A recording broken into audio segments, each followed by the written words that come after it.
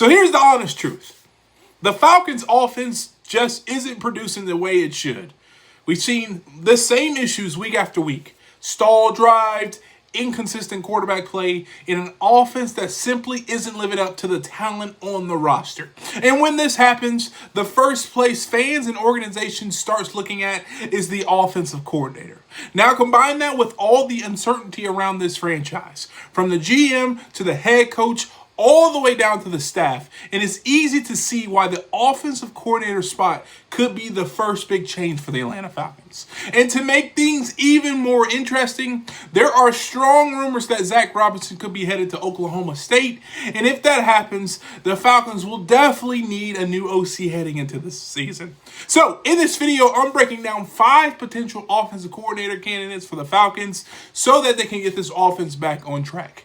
And let me just say, I think Atlanta needs someone who is experienced, someone who's called plays in the NFL, because this team cannot afford another gamble at a learning curve offensive coordinator. Now let's get into the list. Candidate number 1, it has to obviously be Mike McDaniel. Now, McDaniel is currently the head coach of the Miami Dolphins, but if their season continues to unravel, which I think it is because that team is really not that good, even though they beat the Falcons, but I digress, there's a chance he could obviously be fired. And if that happens, Atlanta should be all in on Mike McDaniel. He's one of the most innovative offensive minds in football and already has familiarity with Raheem Morris and Jeff Ulbrich from his time being in Atlanta. Bringing that trio back together could completely reshape this Falcons identity. Now, I will say this as well. This is under the assumption that the Atlanta Falcons retain Raheem Morris and honestly Terry Fontenot. A lot of people said that might not happen, but this is under the assumption that they decide just to get rid of the OC and then move forward with Raheem and Terry, which is honestly at this point probably highly unlikely, but it could happen. Candidate number 2, Ryan Grubb. Now, this is a name that a lot of people may not know, but he's currently the offensive coordinator at Alabama. And Grubb is most known for coaching Michael Penix Jr. at Washington, where he took them to that national championship game. His aggressive downfield passing attack fits Penix, Bijan Robinson, and Drake London perfectly. The knock, he was fired in Seattle last year after clashing with their OC who wanted a more, not their OC, their head coach who wanted a more conservative philosophy. But here in Atlanta, his style might be exactly what this Atlanta offense needs. High power, pushing the ball down the field, and scoring some points for a chance. Candidate number 3, Eric Bieniemy. Now this one makes a lot of sense as well. In 5 years with Kansas City, Bieniemy's offense finished first in points twice, first in yards 3 times, while he won the Super Bowl 2 times.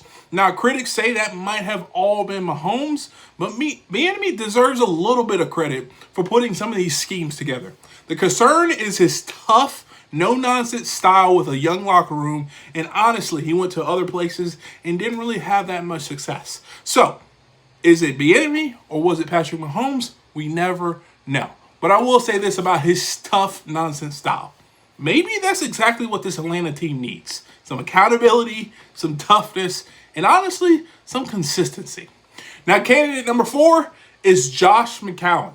Now, Josh McCown played 16 seasons in the NFL across 9 different teams, and he's honestly earned respect as this quarterback whisperer or this quarterback mentor. Now, he's been credited with help Sam Darnold improve and has that unique ability to connect with players because he honestly recently just did it. Now, the concern with him, he hasn't called plays as a coordinator before, and the Falcons might be hesitant to take that chance again, especially with what happened with Zac Robinson, who was a former quarterback, who a lot of people thought was this quarterback whisperer. Still, this background makes him an intriguing wild card for this spot for the Atlanta Falcons. And then candidate number 5, last but not least, Byron Leftwich. Now, Leftwich doesn't get enough credit, but he was the OC when Tampa Bay won the Super Bowl in 2020.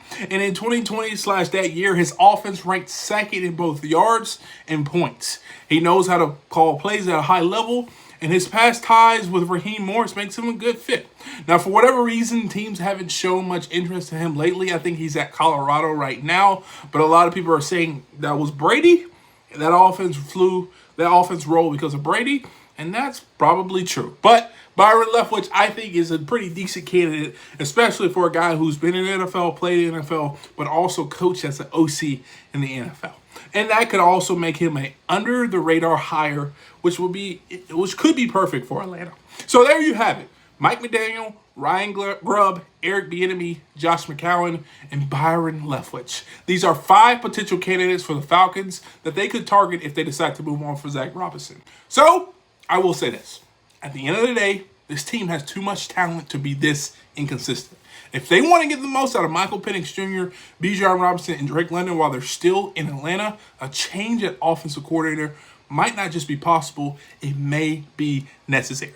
So Falcons fans, I want to hear from you. Who would you like to see as the next offensive coordinator for the Atlanta Falcons? Drop your answers in the comments below. And as always, if you enjoyed this breakdown, please do me a favor. Hit the thumbs up, subscribe, and turn on post notifications so you don't miss any Falcons updates. And if you enjoyed this video, just do me a favor, subscribe. Like I just said, help me out. I'm trying to grow this channel. And like always, peace.